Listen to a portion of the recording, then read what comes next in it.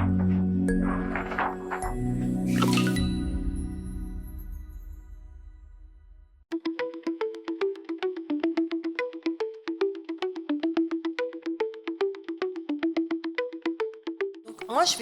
je représente pas un pays, hein, je représente Ganeshed. On a un bureau de conseil humaniste spécialisé dans l'innovation en santé publique.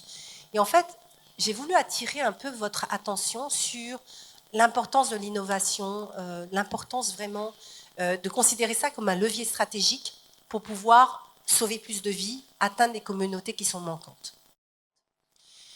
En fait, c'est vrai que 2024 correspond aux 50 ans de quoi? Du programme élargi de vaccination. Il y a 50 ans, le programme élargi de vaccination avait été lancé. Aujourd'hui, on a l'ambition, nous, Ganeshed, de soutenir les pays avec l'aide de l'ensemble des partenaires pour surmonter des défis historiques qui sont toujours là, après 50 ans. Est-ce que c'est acceptable? Non.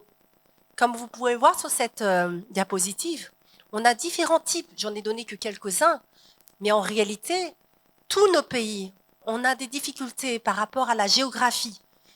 On a des zones désertiques, on a des îles, on a vraiment des zones très très difficiles, montagneuses, etc.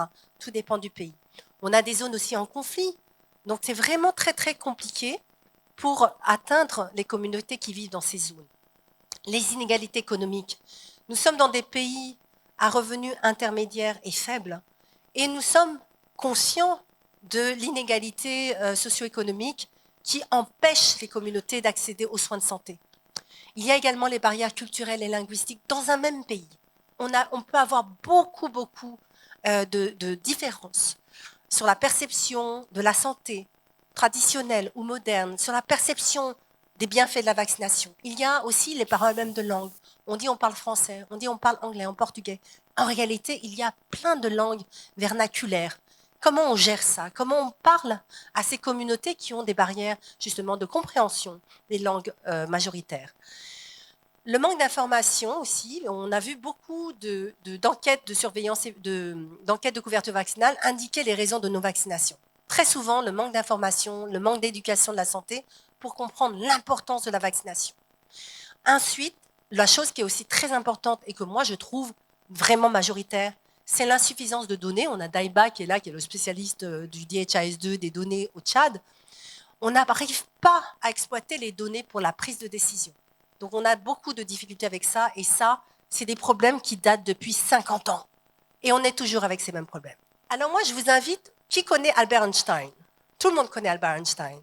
Et il est mort il y a longtemps, il a créé beaucoup de choses innovantes, et il dit quelque chose de très très juste.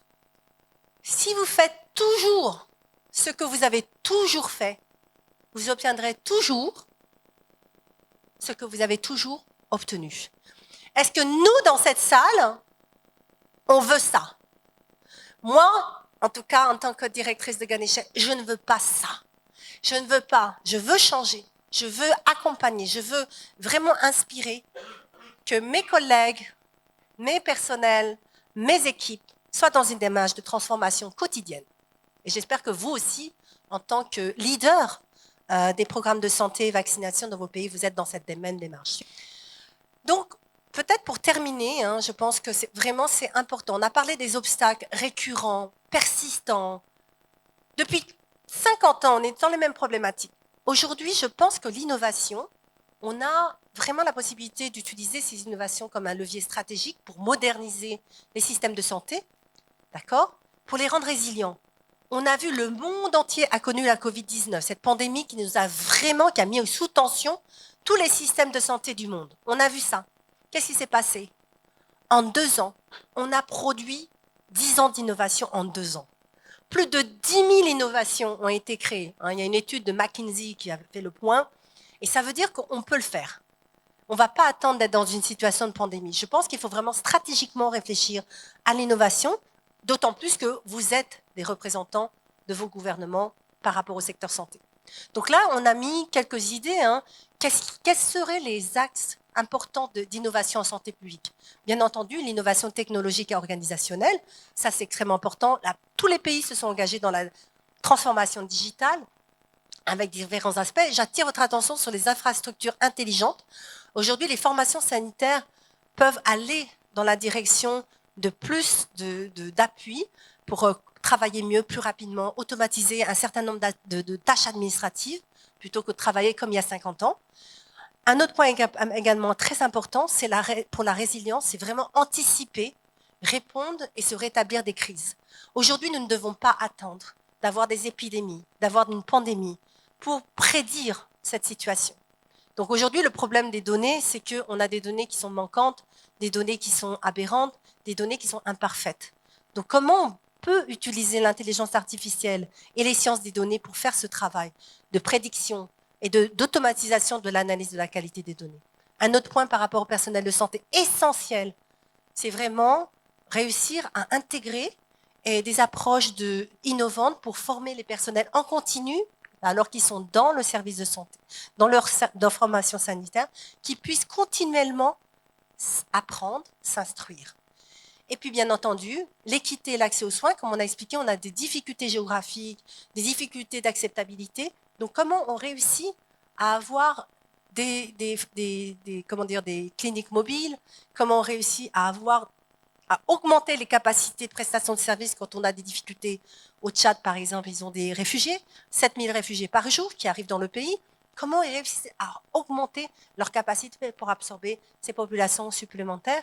Le pays est très, très généreux et offre les mêmes soins de santé et de vaccination pour les réfugiés comme pour les Tchadiens. En fait, un autre point essentiel qui est vraiment, je pense, le nerf de la guerre, c'est la gestion et la gouvernance des programmes de santé. Donc très souvent, on se retrouve avec une faiblesse dans la planification. Donc là, il faut vraiment voir comment on peut améliorer la planification, le pilotage, la mesure de la pertinence et des résultats obtenus dans un programme de santé. Donc ça, il y a beaucoup d'outils, on en discutera un peu plus tard, optimisés par l'intelligence artificielle qui permettent vraiment de travailler plus vite avec une plus grande qualité.